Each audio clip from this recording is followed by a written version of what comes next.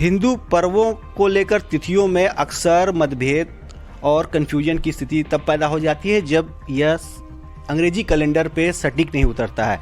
इस बार मकर संक्रांति के पर्व को लेकर भी यही है। आमतौर पर मकर संक्रांति यानी खिचड़ी का पर्व 14 जनवरी को मनाने की परंपरा चली आ रही है, लेकिन इस बार यह पर्व 15 जनवरी को मनाया जाएगा। आखिर क्या वजह है इसके पीछे, यह जानने के लिए हम काशी हिंदू विश्वविद्यालय के संस्कृत विद्या धर्म विज्ञान संकाय के प्रोफेसर साहब के पास मौजूद हैं, सुभाष पांडे जी के साथ। ये बताएंगे कि आखिर मकर संक्रांति का पर्व किस दिन पड़ रहा है और क्यों तिथियों में इस तरह का हेरफेर आया है।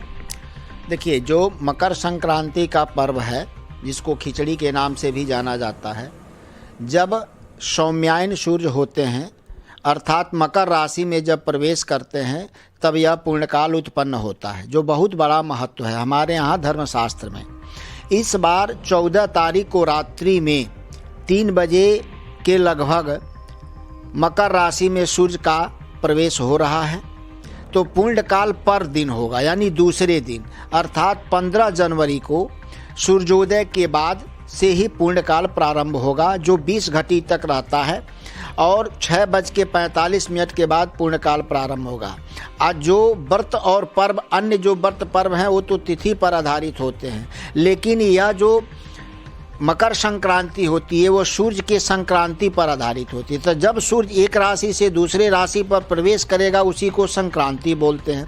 तो धनु राशि से मकर राशि में जो सूर्य का प्रवेश रात्रि में हो रहा है और करीब 2-3 बजे रात्रि में हो रही है, 14 तारीख को रात्रि में, इसीलिए पूर्व में यह पूर्णकाल नहीं होगा। जब भी होगा परकाल में होगा, तो परकाल में सूर्योदय के बाद ही पूर्णकाल प्रारंभ होगा। इसीलिए हमारे यहाँ पंचांगों में भी इस चीज़ को लिखा हुआ है। ये अलग बात है कि हमारे यहाँ जो संपात का चलन है उसके कारण भी अब धीरे धीरे जो व्रत और पर्व हैं उनमें भी कहीं ना कहीं से अंतर दिखाई देगा, इसलिए कि संपात के कारण सूर्य का जो भ्रमण काल है उसमें कभी 14 को पड़ेगा तो कभी 15 को पड़ेगा। आज के कई बार पीछे भी 15 तारीख को पड़ा हुआ है, ऐसे लगभग यह 14 को ही पड़ता था, लेकिन इस बार से पूर्ण रूप से 15 तारीख को मकर संक्रांति का पूर्णकाल होगा। उस दिन गंगा स्नान करना, तिल का भक्षण करना और तिल का दान करना, कंबल का दान करना, अगर दीन दुखियों को दान करने से अमोघ फल की प्राप्ति होती है। इस दिन से देवताओं का दिन प्रारंभ होने भी शुरू हो जाता है, जिसके कारण भी हमारे यहाँ सभी मांगलिक कार्यक्रम प्रारंभ हो जाते हैं। विवाह आदि जो कृत्य हैं, मुंडन इत्यादि हैं, यज्ञोपवीत हैं, गृहारंभ हैं, गृह प्रवेश हैं, सभी प्रकार के मांगलिक कार्यक्रम भी प्रारंभ हो जाएंगे। वह 15 तारीख से ही प्रारंभ होंगे।